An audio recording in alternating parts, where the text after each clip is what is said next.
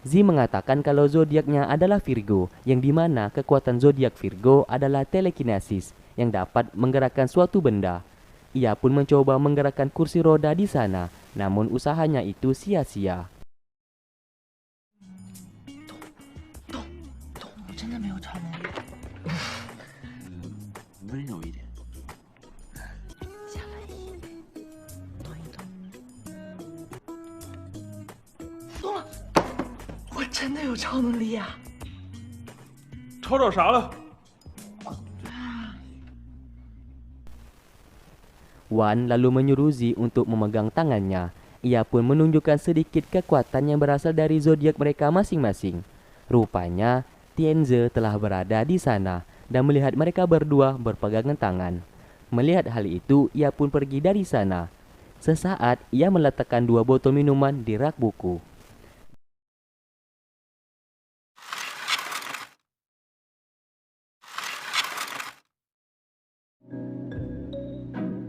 动了。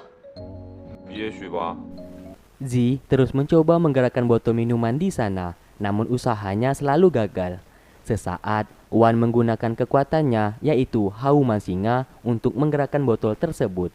Di sini, Wan juga memiliki zodiak Leo, sama seperti Tianze. Ia mengatakan kalau setiap manusia hanya memiliki satu zodiak dan satu kekuatan. Sesaat, Z merasa heran apakah Tianze memiliki kekuatan atau tidak, karena mereka tidak pernah melihat Tianze menggunakan kekuatannya. 运动神经非常发达，还敢睡觉，胆子挺大呀你！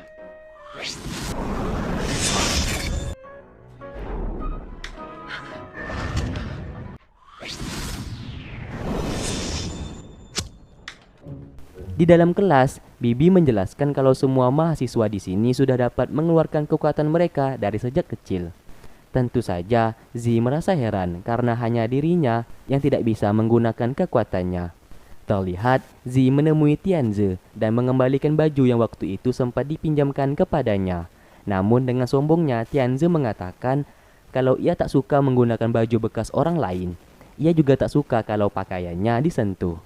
Mendengarkan hal itu, Z lalu menyentuhnya. Alhasil, Tianze membuka baju seragam tersebut.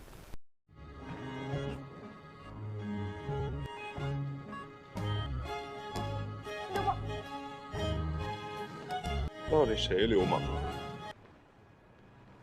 Sebelum ia pergi, ia menanyakan apakah Tianze bisa mengendalikan kekuatannya atau tidak. Mengingat hanya Tianze sendirilah yang tak pernah terlihat menggunakan kekuatan. Namun Tianze hanya diam dan langsung pergi dari sana. Saat di rumah, Nyonya Fang mengatakan kalau Tianze harus bisa memenangkan kompetisi Supernova Cup tersebut. Nyonya Fang tak mau kalau sampai ia kalah dalam kompetisi itu.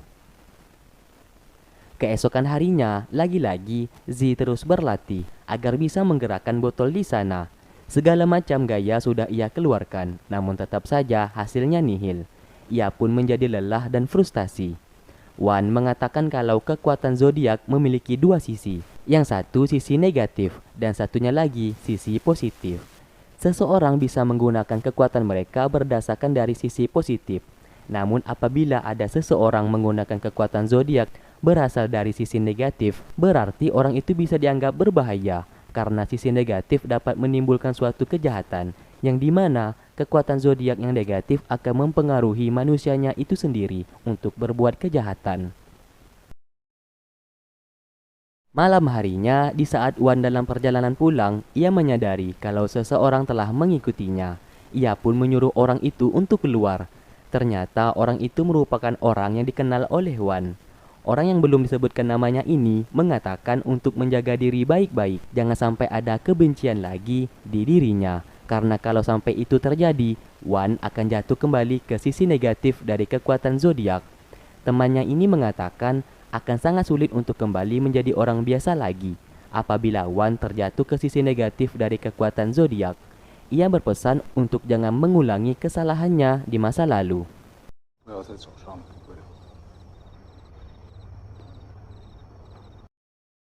Singkat cerita, Z tak sengaja melihat Tianze yang sedang sendirian.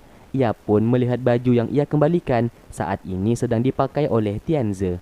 Tentu saja ia mengejeknya dengan mengatakan kalau kemarin Tianze tak ingin menggunakan baju bekas orang lain, namun sekarang ia memakainya. Mendengarkan hal itu, Tianze langsung membuka baju tersebut. Namun Zi melarangnya. Tarik-tarikan pun terjadi yang membuat mereka hampir saja berpelukan. Di sini Tianze berpesan agar Zi tak usah datang ke kompetisi besok hari karena Zi akan membuat dirinya dalam bahaya karena tidak memiliki kekuatan. Namun Zi menganggap peringatan itu sebagai sebuah penghinaan. Ia mengatakan kalau dirinya tidak sendiri dan Wan akan selalu membantunya. Tianze seketika menjadi marah setelah mendengarkan nama tersebut. Ia pun mengatakan kalau ia akan membantu Zi untuk keluar dari kompetisi itu dengan selamat. Namun Zi mengatakan kalau ia tak butuh bantuannya. Di sini maksud dan tujuan Tianze sebenarnya baik, namun caranya yang salah, yang membuat Zi menganggap pesan itu seperti sebuah penghinaan baginya.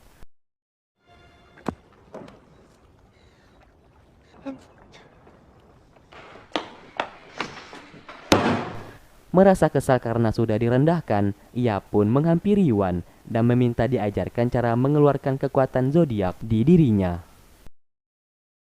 Singkat cerita, mereka yang mengikuti kompetisi itu akhirnya berangkat ke lokasi pengujian pertama. Terlihat mereka memasuki sebuah portal dan membawa mereka masing-masing ke sebuah tempat, yang dimana mereka semua secara otomatis menjadi terpisah. 选手已经随机安排。星座卡。 Di sini mereka semua diberitahukan kalau masing-masing telah diberikan sebuah surat dan sebuah tanda zodiak di belakang baju mereka. Di surat itu tertulis sebuah zodiak yang harus mereka rebut. Misalnya, tanda di belakang baju Tianze adalah zodiak Leo dan ia mendapatkan misi di pesan itu yang mengharuskan dirinya merebut tanda zodiak Virgo di baju lawannya. Akhirnya kompetisi pun dimulai. Di saat berjalan, Tianze telah dihadang beberapa mahasiswa lainnya yang ingin mengambil tanda zodiak di baju belakangnya. Namun mereka semua dengan sangat mudah dikalahkan olehnya. 怎么回事？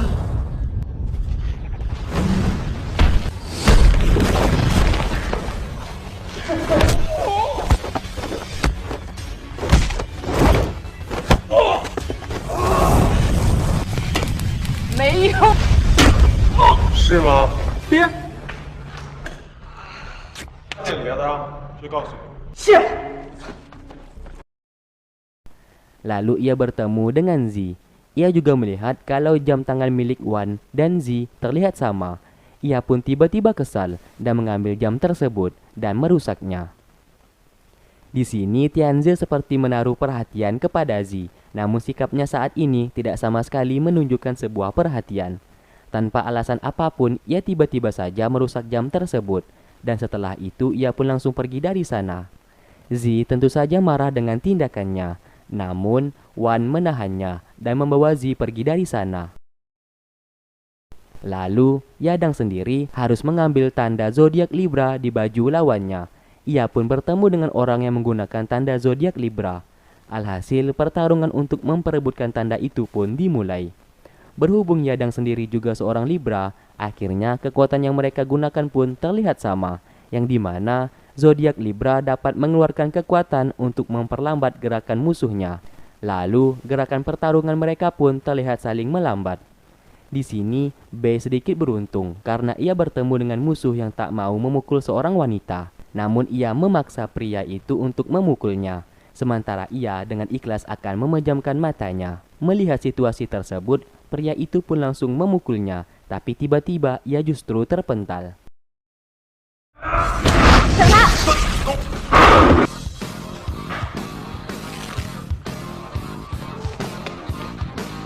Di sini rupanya Zi telah mengintip kejadian tadi.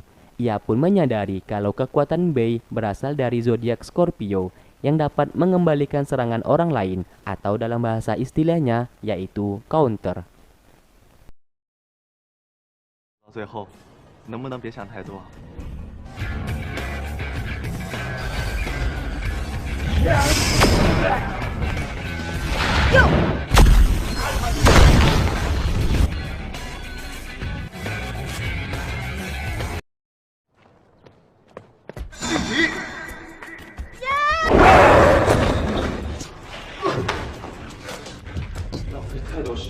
Lalu terlihat Yadang sudah terlepas dari pengaruh kekuatan lawannya. Meskipun zodiak dan kekuatan mereka berdua sama, namun di sini Yadang lebih mendominan karena perbedaan level di kekuatan mereka. Yadang memiliki level 4, sedangkan lawannya tersebut masih berada di level 2. Tentu saja ia pun dengan mudah mengalahkannya. Akhirnya beberapa dari mereka semua telah berhasil melewati ujian pertama. Dan terlihat Tianze dan Zi yang hingga sekarang belum tiba di sana. Rupanya Zi saat ini sedang disekap oleh beberapa mahasiswa lainnya. Untung saja Tianze datang ke sana. Mereka semua pun dengan mudah ia kalahkan tanpa harus menggunakan kekuatan. 滚！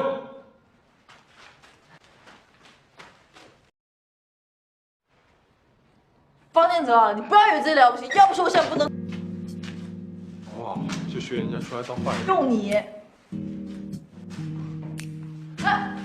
Akhirnya mereka pun berhasil melewati ujian pertama.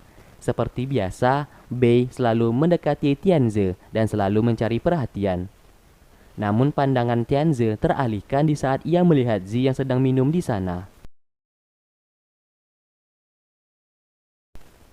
Di saat hendak pulang, Zi mengikutinya dari belakang. Rupanya ia ingin mengucapkan terima kasih karena sudah mau menyelamatkan dirinya tadi. Tapi tiba-tiba sebuah mobil datang menghampiri mereka dan terlihat Zi langsung diculik dari sana. Dan part ketiga pun selesai. Oke, terima kasih buat kalian yang sudah stay tune terus di channel ini dan menunggu video yang aku upload. Sampai berjumpa di part yang lainnya. Wassalamualaikum warahmatullahi wabarakatuh.